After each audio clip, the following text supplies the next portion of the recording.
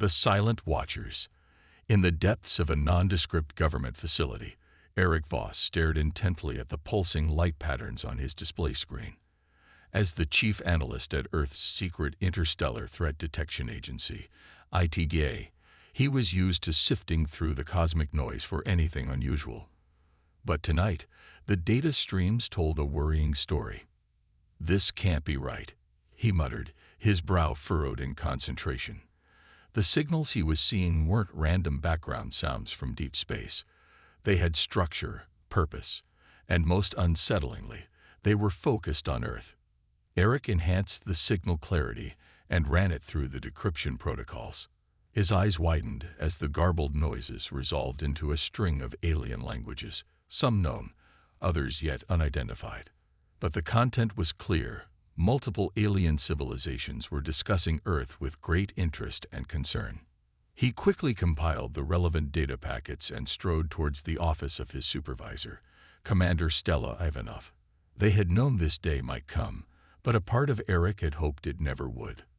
"Commander, you need to see this." Commander Ivanov looked up from her desk, reading Eric's tense expression. She motioned for him to sit as she scanned through the data, her frown deepening with every passing moment. "They're more aware of us than we thought," she said finally, leaning back in her chair. "And if these intercepts are correct, they seem to be scared of us. But why?" Eric hesitated before responding. "Commander, I think it's time to brief the analysts on Project Shadowwatch." Stella raised an eyebrow. "You know that's above top secret.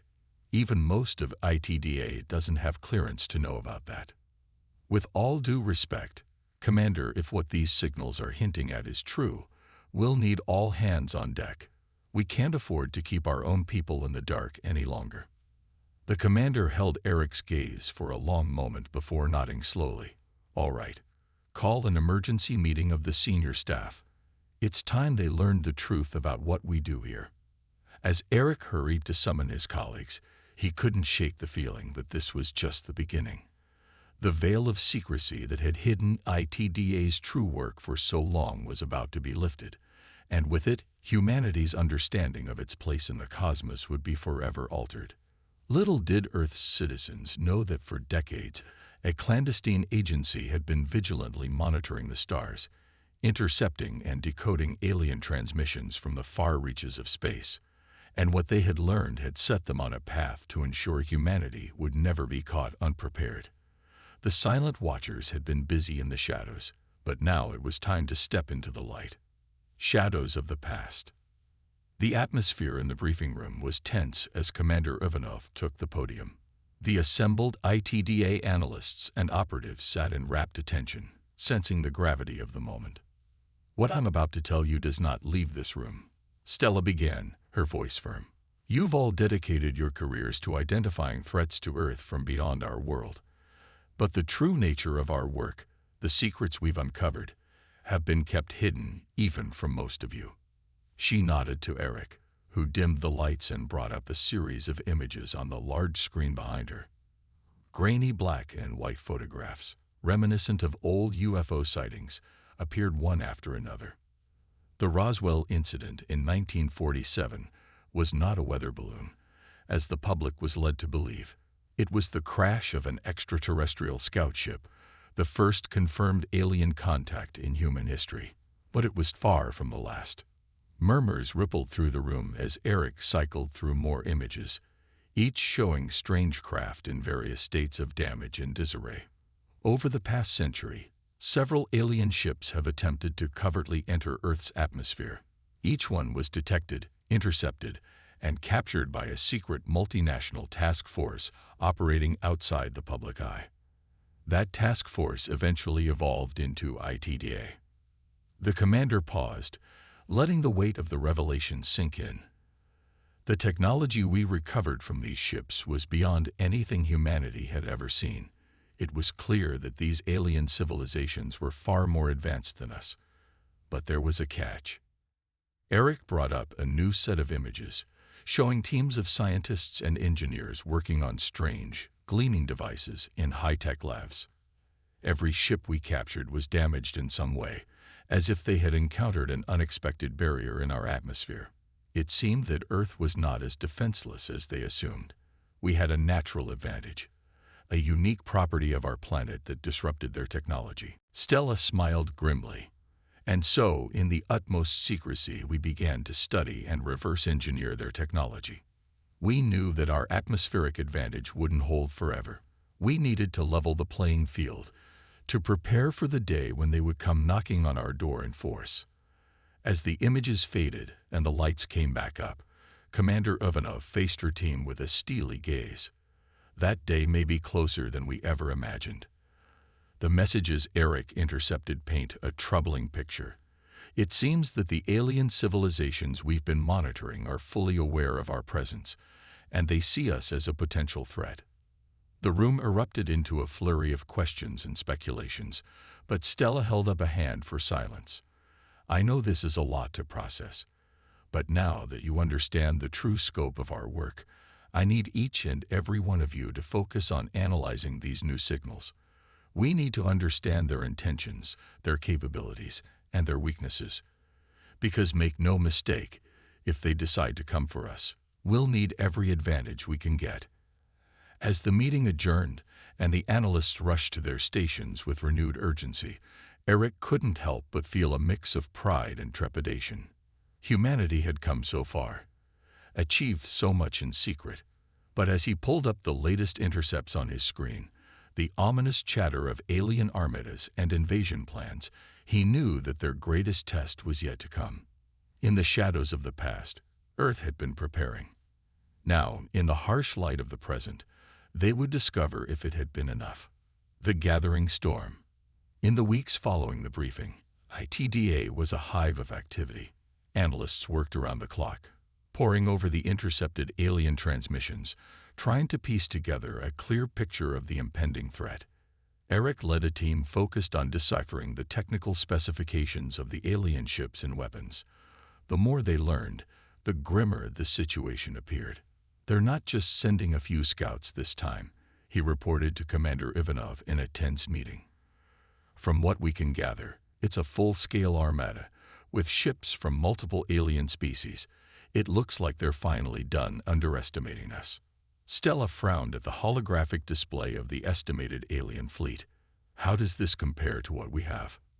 Eric brought up a second hologram showing Earth's secret defense fleet, the result of decades of reverse engineering alien technology. Ship for ship, we're outmatched. They have superior firepower, shielding, and numbers. Our only advantage is that we're more maneuverable in our own atmosphere. What about the planetary defense grid? Can it hold against an assault of this scale? Unknown, Eric admitted. It's never been tested against more than one or two ships at a time. This many attackers could overwhelm it, especially if they coordinate their approach vectors.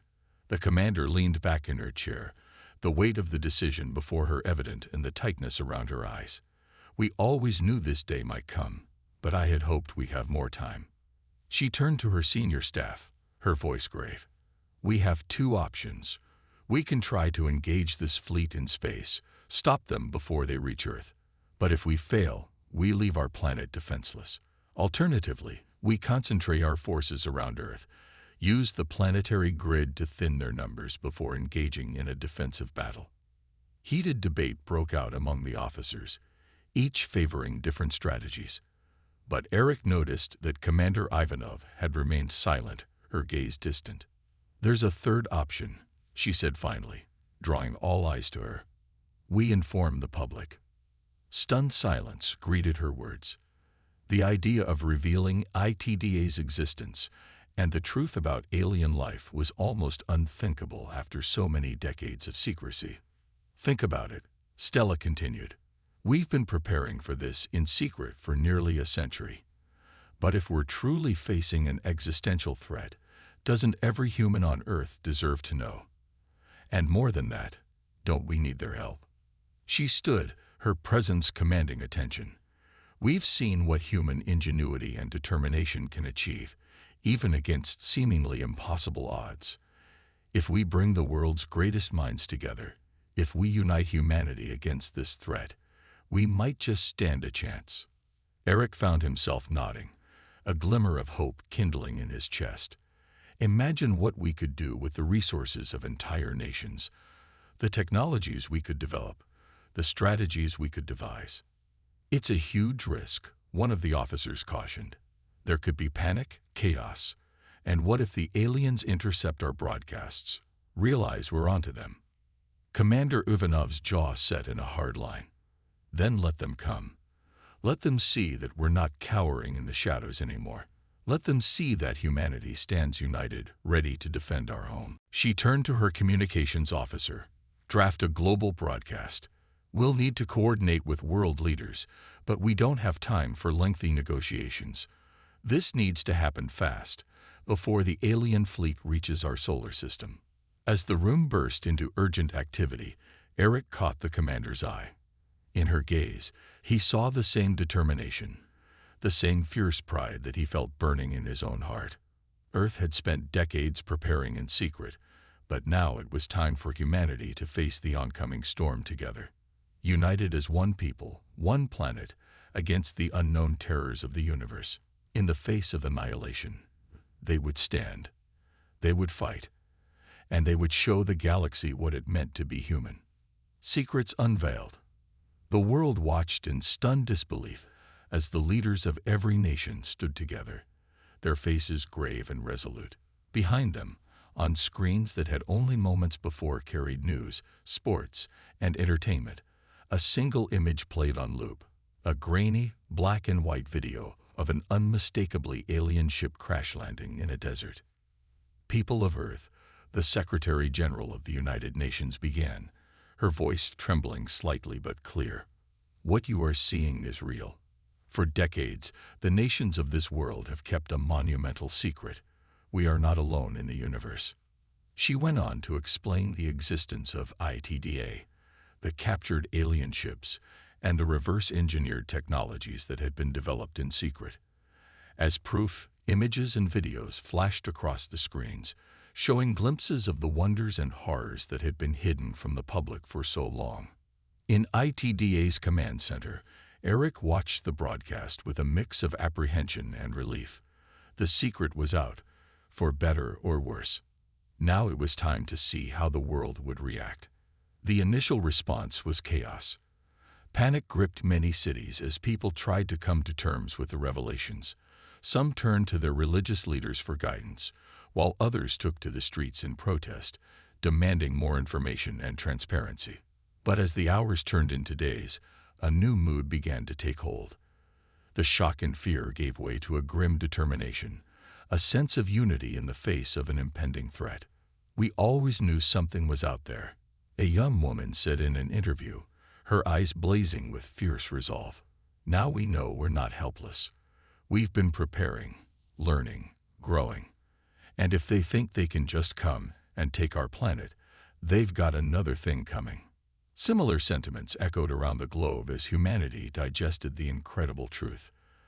ATDA found itself inundated with volunteers, offers of resources and expertise from every corner of the world. Scientists, engineers, and strategists who had worked for years in isolated secrecy now found themselves part of a global network, their knowledge and skills shared freely in the race to bolster Earth's defenses. Commander Ivanov met with world leaders to coordinate a planet-wide effort unlike anything in human history. This is not about any one nation, she told them, her voice carried on every frequency. This is about the survival of our species, our world. We stand together, or we fall together. Under Eric's guidance, the alien technologies that had been carefully studied and adapted over the years were now being mass-produced and integrated into defense systems worldwide. From the revitalized manufacturing centers of Detroit to the high-tech factories of Tokyo, humanity was gearing up for a fight. But even as the preparations reached a fevered pitch, the intercepted alien signals grew more ominous. The incoming armada was drawing nearer, its intentions clear. "They're not expecting us to be ready," Commander Ivanov said grimly as she studied the latest intelligence reports. "They think they'll be able to swat us down like insects, just another primitive civilization to conquer and colonize." Eric nodded, his expression hard. But they don't know what they're up against. They don't know the ingenuity, the tenacity of the human spirit. They're in for a hell of a surprise. As the countdown to the anticipated arrival of the alien fleet ticked inexorably forward, Earth stood united and defiant. The secrets that had been hidden for so long were now laid bare, a source of strength rather than shame. In every city, in every language, the message was the same. We are ready. We are waiting. Come and see what humanity can do. The line in the stars. The alien armada emerged from the void like a swarm of angry hornets, their ships bristling with weaponry that could reduce planets to cinders. On the bridge of the flagship, the warlord Craxus surveyed the blue-green world before him with a mix of disdain and anticipation. "Look at it," he rumbled, his voice like gravel crushed beneath a boot. "A primitive backwater, ripe for the taking. They have no idea what's coming for them." His second in command, a spindly creature with too many eyes, chittered nervously. "My lord, our intel suggests they might be more prepared than we anticipated. There are energy signatures consistent with our own technology emanating from the planet." Craxus waved a dismissive claw. "Impossible. No species at their level could possibly understand, let alone replicate, our tech. It's probably just some natural phenomenon. Now, prepare the invasion force. I want boots on the ground within the hour." As the alien ships began their ominous approach, Earth's defensive fleet moved to intercept. Sleek, silver craft, born of human ingenuity and alien tech, rocketed from hidden bases on the Moon, in the asteroid belt, and in high planetary orbit.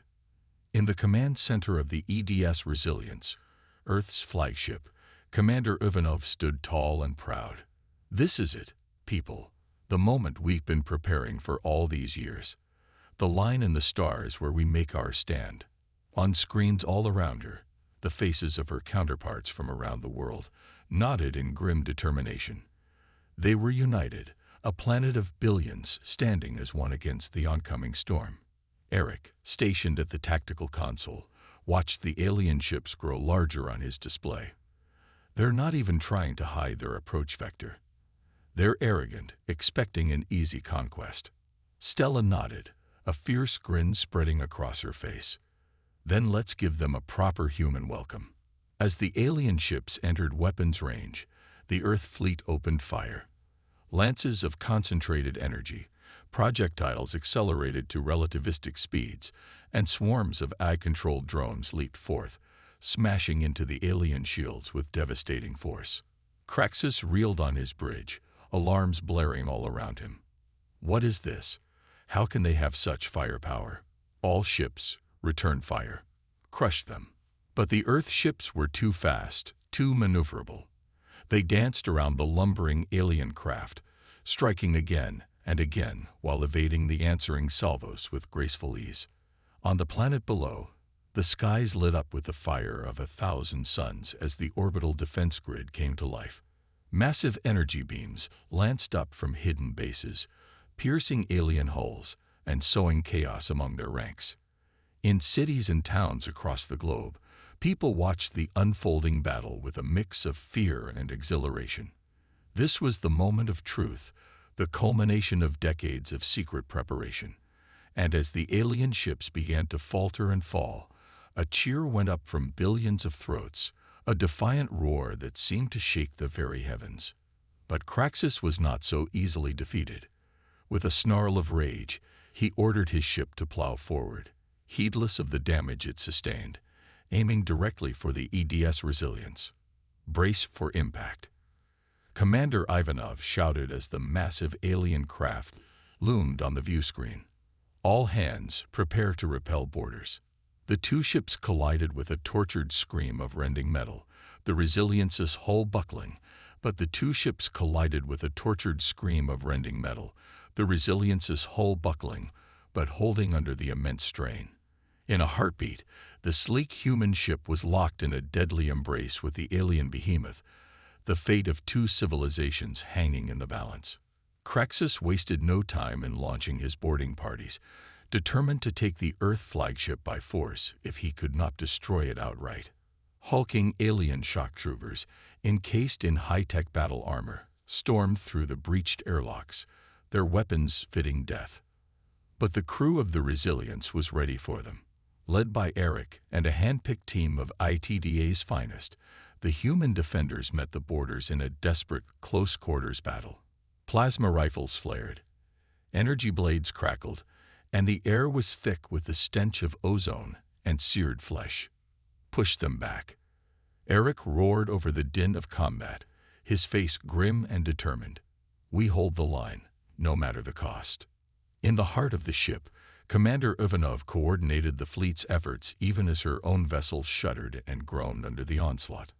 On the screens around her, she saw human ships and alien craft locked in a deadly dance, the fate of Earth hanging in the balance. We need to take out their flagship, she said, her voice calm and focused despite the chaos. If we can cut off the head of the snake, the rest will follow. With a flurry of commands, she directed the Resilience's remaining weapons to focus their fire on the weak points in the alien ship's hull, even as her crew fought desperately to repel the boarders. In the bowels of the ship, Eric and his team were slowly being pushed back, the relentless alien onslaught taking its toll. But just as all seemed lost, a brilliant lance of energy pierced the alien ship from stem to stern, the Resilience's main cannon finally finding its mark. Craxus had only a moment to register the look of utter disbelief on his second-in-command's face before his world ended in a blinding flash of light and searing heat. As the alien flagship exploded, the tide of battle turned. The remaining alien ships, suddenly leaderless and disorganized, fell one by one to the determined human defenders. Cheers erupted on the bridges of the Earth fleet, echoed by billions of voices on the planet below. But even as the last alien ship winked out of existence, Commander Ivanov knew that this was only the beginning. The secrets of Earth's existence and defiance were out now, and there would be consequences.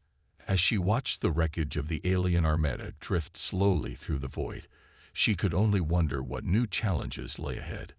But one thing was certain. Humanity had drawn a line in the stars, and they had defended it with everything they had. The galaxy would never be the same. Echoes of defiance. In the aftermath of the battle, Earth was a changed world. The revelation of alien life and the planet's secret preparations had shaken society to its core, but it had also forged a new sense of unity and purpose. As the debris from the destroyed alien fleet rained down through the atmosphere, people emerged from their shelters to gaze up at the sky with a mix of wonder and trepidation. They had won a great victory, but at what cost? In the halls of power, world leaders grappled with the implications of Earth's new reality. The old divisions and rivalries seemed petty in the face of the cosmic threat they had faced together. We must build on this unity, the Secretary General of the United Nations declared in an emergency session. The challenges ahead will require the cooperation and resources of all nations, all peoples. Commander Ivanov and the leaders of ITDA found themselves thrust into the global spotlight, hailed as heroes and visionaries. But Stella knew that the fight was far from over. "We've shown that we can defend ourselves," she said in a somber address to the world. "But we've also shown that we're a force to be reckoned with. There will be others out there, other civilizations that see us as a threat or a prize. We must be ready." Under Eric's guidance, Earth's scientists and engineers began to study the wreckage of the alien fleet in earnest, gleaning new insights and technologies that could be used to bolster the planet's defenses. The secrets that had been so carefully guarded for decades were now shared openly, a testament to humanity's determination to stand together. But even as Earth looked to the future, the echoes of the past still lingered. In a poignant ceremony, the fallen defenders of the EDS Resilience were honored, their names etched into a memorial that would stand as a testament to their sacrifice for generations to come. As the world watched, Eric stepped to the podium to deliver a eulogy for his fallen comrades. "They gave their lives so that we might live," he said, his voice thick with emotion. "They were the best of us, the bravest of us, and they will never be forgotten." In the weeks and months that followed, Earth began to reach out to the stars once more. But this time, it was not with trepidation or fear, but with confidence and resolve. Using the technologies gleaned from the alien wreckage and the hard-won knowledge of ITDA, humanity began to explore the galaxy as never before. They established colonies on the Moon and Mars, built ships that could cross the vast distances between stars, and made contact with other civilizations that had once seemed so far beyond their reach. And at the forefront of this new era of exploration and discovery stood Commander Ivanov and her team, the guardians of Earth's future. In a final broadcast to the people of Earth, Stella stood tall and proud, her eyes shining with the light of distant stars. "We have seen the worst that the universe can throw at us," she said, her voice carried on every frequency.